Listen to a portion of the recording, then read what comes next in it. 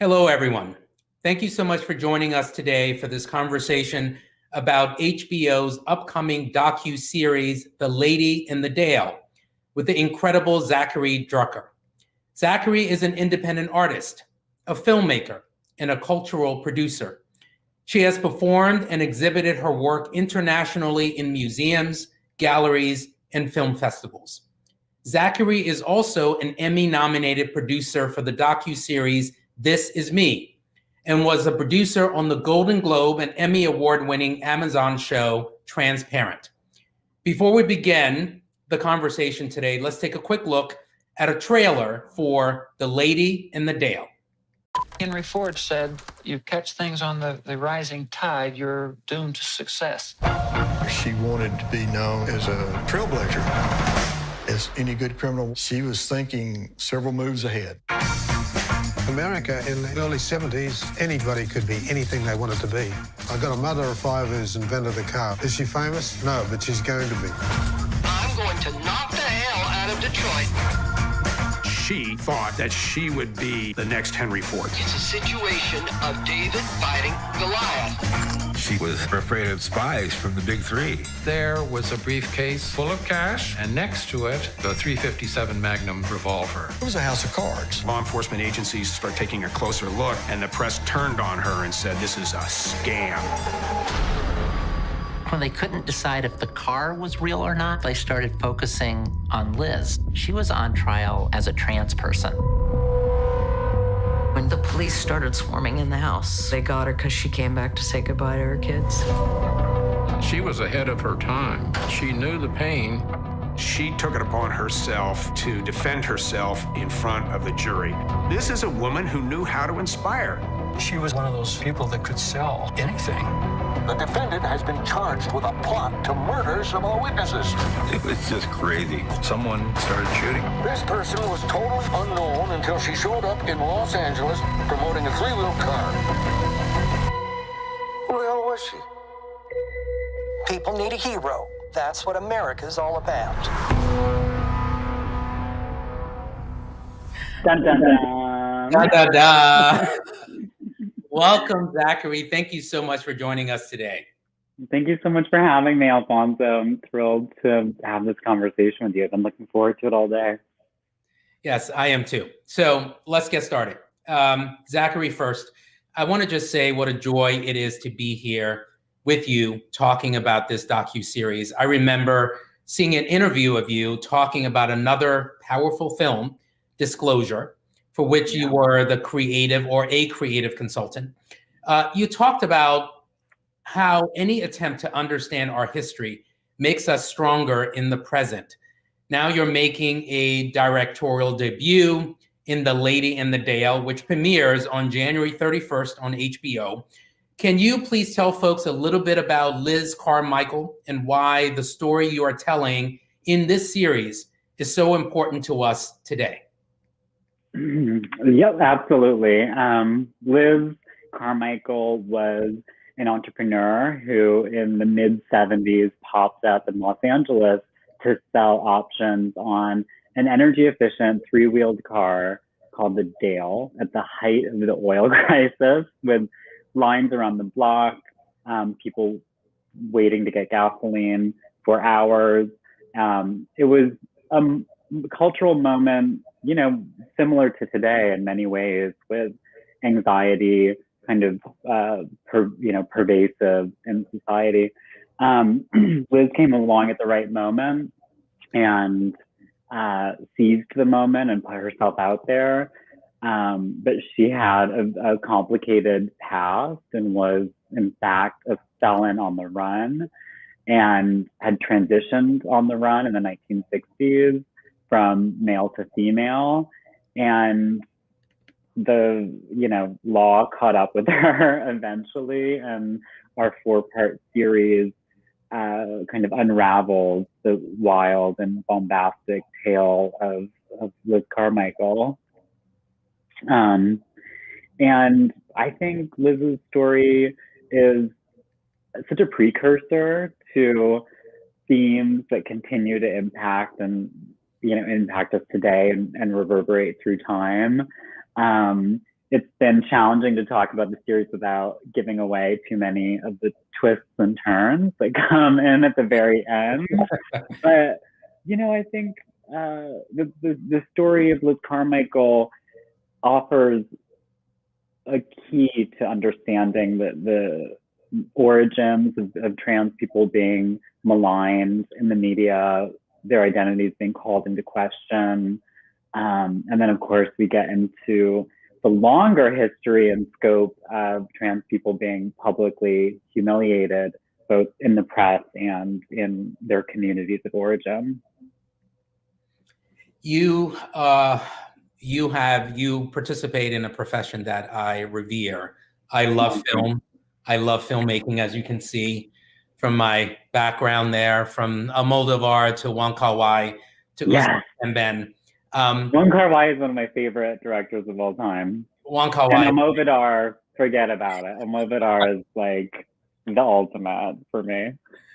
And you just named two of my favorite filmmakers. I love that. Yeah, I mean, we could go on all day, right? We could talk about all these filmmakers that really are able to take an experience, put it on film, and transport us to another space. And I love complicated stories, but I only like complicated stories when they're done well. One thing that was particularly clear to me in watching this docuseries is the role that you played in telling Liz's story so responsibly, especially when discrimination and violence against trans people, trans women particularly, is so tied up in stigma and accusations of deceit.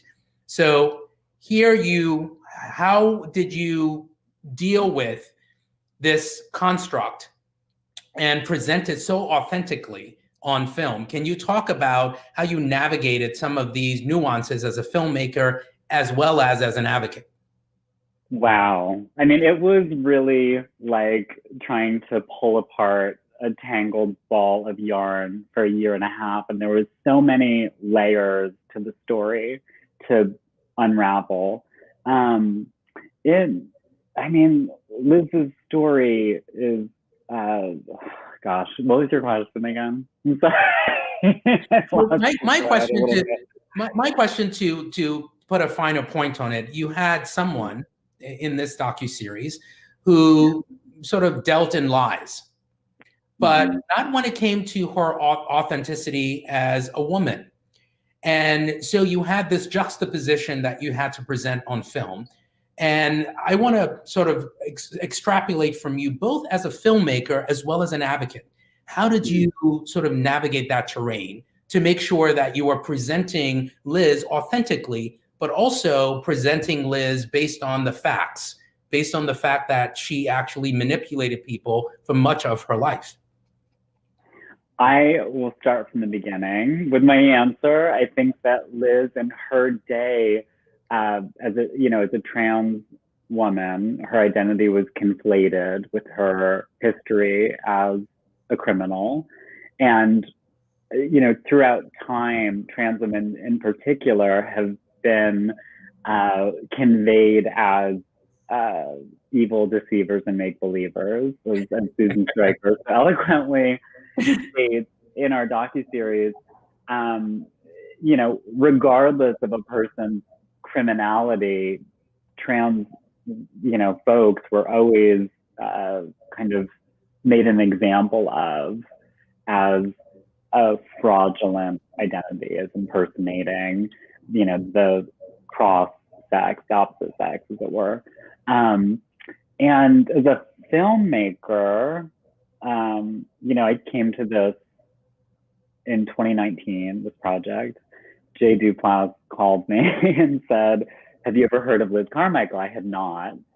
And my instinct, honestly, was like, well, why this story? There's so many good stories of trans and gender expansive people throughout history. And I'm glad that I started there, honestly, because I had so much to learn about so much to learn through Liz, honestly, and through understanding her story better. And I worked with a co-director, Nick Camilleri, who'd been obsessed with this story for a decade and had kind of gathered all of the information. So I came in 2019 and started to put it together with the creative nucleus of Duplass Brothers Productions, another lead producer, Elena Carruthers, and our lead editor. And we started to kind of figure out how to tell Liz's story in the first 45 years of her life. So she transitions late in life, not unlike many other trans folks who are in heterosexual partnerships with kids. Liz kind of follows that model. And at 45 in the 1960s, starts to realize that she can do something about her gender dysphoria. With Christine Jorgensen coming out in the 50s, I think Liz was trying to figure herself out. A byproduct of her transitioning was that the FBI, who had put a tremendous amount of resources into trying to track her, lost her trail because they didn't have it in their imagination that the person they were looking for, Geraldine Michael, Liz's dead name, was in fact also Liz Carmichael. They were actually still following Liz's wife. And in the FBI listing, like, Vivian lives with Elizabeth Carmichael. We can't find any information about her. They just couldn't put it together that Liz was the person they were looking for. And therefore, all of this to say that her identity as a fraudulent person was kind of conflated with her transness, and all of the kind of criminal past that she had. In the series, we tried to separate it. So we established Liz in the 45 years of her life. We say she transitioned. She eventually found this car to market. And then in the second episode, we don't mention her transness at all. We actually just let it kind of naturalize into the viewer's understanding of who she is. So it's like people stop thinking, oh, this is a trans person. Like, it's not out of the ordinary to you. And then in the third episode, shit hits the fan. Pardon my French, but she has an epic downfall, and of course, due to largely her identity as a trans woman. And it's a wild story. There's something in Liz's story, I think, for everybody to learn. I mean, you did such a fantastic job. I've never watched a docuseries where you utilize so many really interesting tools to tell the story, right? I mean, the stick figures that you use are the photos where you were using photos from the past to really tell the story of the present. So that's a slight detour, but I just want to say you did a fantastic job in Thank you. Using old footage to really tell a story in a very compelling way. And in this docuseries, just to continue this thread that we've been talking about, sort of the line between being a filmmaker and an advocate at the same time, there are a lot of things that Liz experienced in the 1970s and the 1980s that transgender people are still facing today. It's compounded even more so, right, by sexism and racism. So from bias and discrimination in the workplace to the horrors that many transgender people face in the criminal justice system. What I'm interested in from your perspective is, where do you see the greatest similarities with what Liz experienced then and today? And from your perspective, what do you think are some of the greatest areas of progress that we've seen over the past few years? Wow. I feel like the future is both better and worse simultaneously in so many areas of society, and that progress moves alongside opposition. Liz is such a microcosm of what today has become a global conversation around trans folks existing in public life. And, just to start from the beginning, I would say themes that continue to reverberate.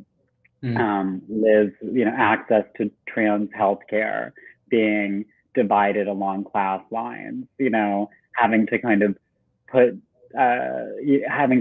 transition without doctors and without access to hormones. I think that, trans healthcare is becoming a checkerboard from state to state of, obstacles for folks in most of the states in America. Employment discrimination impacted Liz's life, and that continues to be, I think, one of the largest impediments for trans and non-binary people to gain a foothold in advanced capitalism, this crazy system we're trying to all survive at this point. Liz's incarceration, Liz was incarcerated twice. And, we know that trans folks of color are disproportionately incarcerated and, forced to eke out an existence by surviving off of the underground economy. I think that, and then again, I think the biggest takeaway is just the ways in which trans people's identities are called into question in the media. And the series points to one particular Fox News pundit. In the end, it's one of the spoilers, so I'm not going to give away for anyone who has not seen the series. But, his words are, this particular commentator has made it one of his hallmark issues. It's an anti-trans platform. And, of course, the apple doesn't fall from the tree. This person is, this person's father had a stake in publicly pillaring Liz Carmichael. So, I think that Liz's story is so prescient today, and for other reasons too, beyond her transness. I think that we are looking very clearly at a culture that has rewarded narcissism and pandered to the kind of cult of personality that was really born in the 1970s, that produced Liz and produced other public figures who are well known, and produced a lot of also grandiose, self-aggrandizing entrepreneurs in tech today, also whom are well known and often in the press. So this is kind of like a humble origin story that unlocks, I think, a lot of meaning and kind of cultural themes that continue to impact us today. Yeah, that's a really, really great point that you just made, because notwithstanding the title of this docuseries, your work here, your work on this film is not only about Liz Carmichael. For example, Susan Stryker, who has done so much to uncover the history of transgender people in this country, she provides exceptional context throughout the series. One especially striking story that she tells is, and I hope I'm not giving this away too much, but she tells the story around the laws that criminalized wearing clothes traditionally associated with another gender, right? She recounts the story of Frances Thompson. If folks who don't know who Frances Thompson is a formerly enslaved Black woman, believed to be the first transgender woman to testify before Congress about the Memphis riots in 1866. So the riots lasted for days, and Thompson's house was attacked by white terrorists. She was raped. She bravely testified in front of Congress, but years later, she was arrested for so-called cross-dressing, and her testimony was discredited because conservatives really weaponized her trans identity. So the story that you're telling here is just one of so many stories told throughout the series that really underscore how little queer history we know, and especially trans history. So as a storyteller, again, and as a filmmaker, can you talk a little bit about what this film means to you and the impact that it could have in terms of helping us learn about our history? Absolutely. Thank you for highlighting Frances Thompson's story as well. Susan has done a lot of proprietary research on Frances Thompson, and it was, I think, such a anchoring moment in the last episode to kind of explore her history and its connection to Liz. Susan, also found in reviewing these articles from the 1870s of Francis Thompson that it was pivotal. Francis Thompson's case was pivotal in dismantling radical Reconstruction in that election of 1876, and that the way in which her identity as a trans woman was weaponized, was used specifically as a way to embarrass the pro-radical Reconstruction Republicans at the time. And it worked. They lost that election. Francis Thompson was the kind of trans boogeyman of that particular election. We did there was a very long version of that history capsule in the last episode. And ultimately we realized this is the next project. This has got to be, Francis Thompson needs her own limited series. Basically, it needs to be a period piece. Are you making an announcement here about the next project you're doing? I'm putting it out into the world. It's got to happen. Francis Thompson is banging on Earth's door for her story to be told, like Liz was. And I really do feel like Liz's story was really dragged through the mud, and was not told accurately or justly in her own lifetime. I think understanding Francis Thompson, Lucy Hicks Anderson, Liz, all three of whom you can find no administrative trace of, no birth certificates, no death certificates. Lucy Hicks Anderson was a pillar in her community in Oxnard, California, before she was outed and incarcerated in the mid-1940s. Community leader. You can't find a single document in the city of Oxnard with Lucy Hicks Anderson's name on it. And so there is this way that local administrators literally erase the existence of trans people because presumably they're an embarrassment to the status quo. And I think also the assertion that Liz was a man masquerading as a woman was ultimately so pervasive and so confusing that she is not included in trans history. I didn't know anything about her going into this. And I don't think that was an accident. I think that was somewhat by design.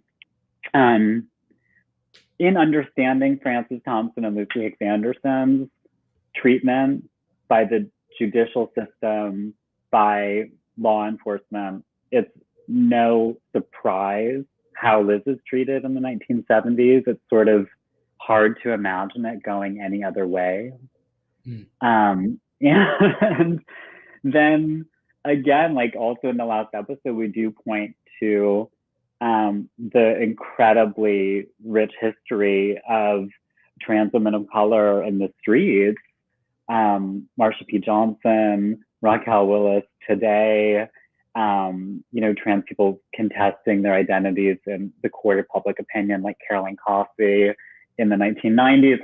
We try to kind of situate Liz in a larger community that she may not have been actually connected to in her lifetime, but that she is connected to in the celestial realm and in the cultural realm. And, I think that our ancestors are both people that we know, people that we are literal descendants of, and people that we don't know, people whose names we will never know, but are touching us nonetheless.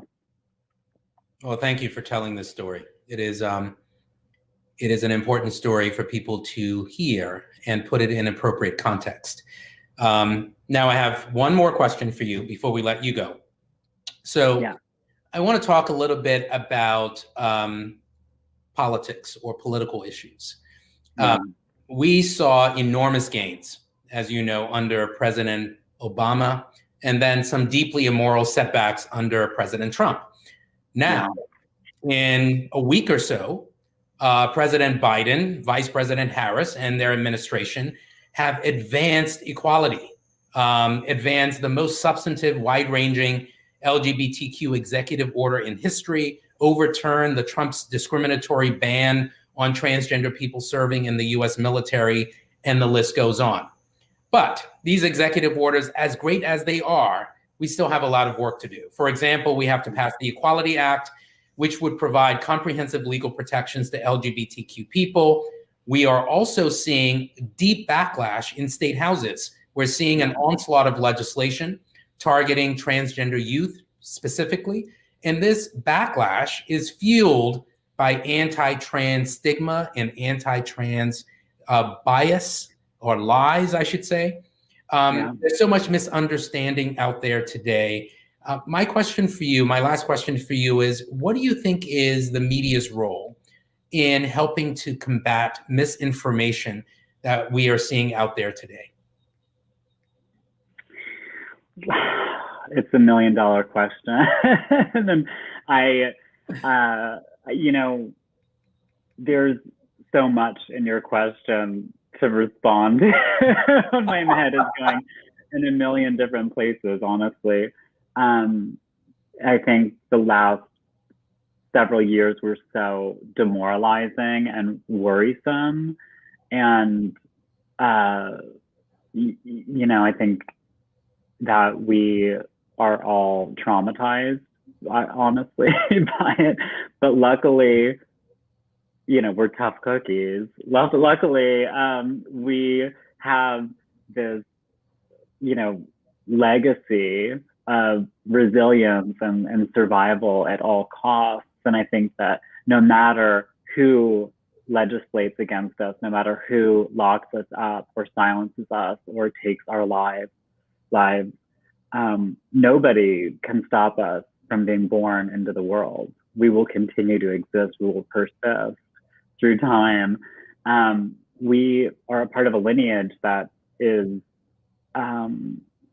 just, miraculously survival,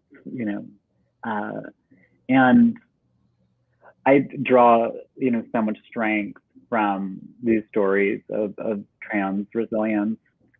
I think knowing what our predecessors had to go through for us to get here is both staggering and gives a little bit of perspective that, what we go through quietly, privately, in our own rooms, isolated during COVID, is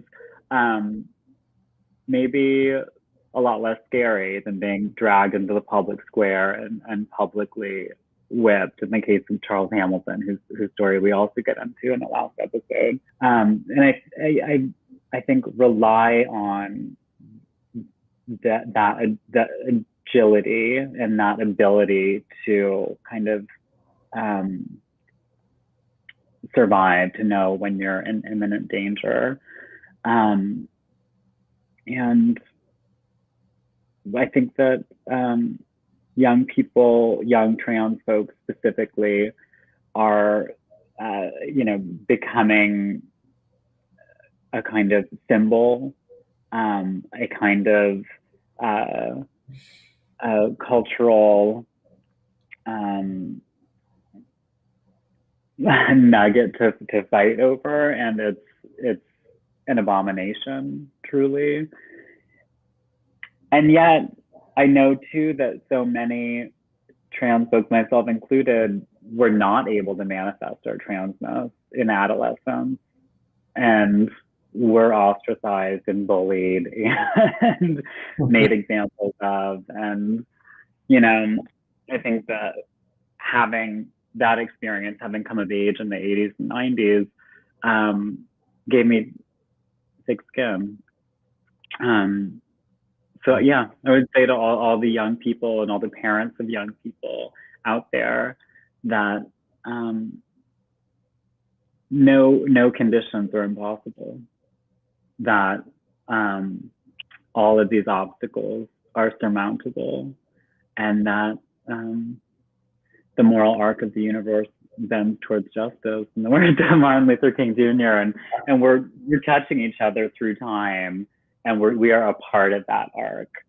I'm just so grateful for the many leaders in our community who are fighting and pushing us towards liberation. And it's a gift to be a part of that movement. Oh, thank you. Call to action for all people to engage in fighting against disinformation. Hope all of you know that the Human Rights Campaign is actively involved in state houses all across the country to make sure that we defeat anti-LGBTQ bills, we defeat anti-LGBTQ policies, and all of us have an active role to play in this process. Zackary, I just want to thank you so much for joining us today. It has been such a pleasure. And I want to say to folks who are watching, please tune in January 31st on HBO Max to watch Zackary's new docuseries. I saw it. I think it's great. It's compelling. It is so incredibly interesting. And you will be riveted to the scene, to the screen. I was, at least. I had to sort of stop it just to, get back to work. But I hope that all of you will take some time to watch the docuseries. It is an important part of our history. And Zackary does a brilliant, beautiful job in communicating this story and getting us to actually digest it and process it for today. It's important for us to understand our history, and this is a huge part of it. Zackary, once again, thank you for everything. Thank you so much, Alphonso. Thank you, HRC. Thrilled to be a part of this.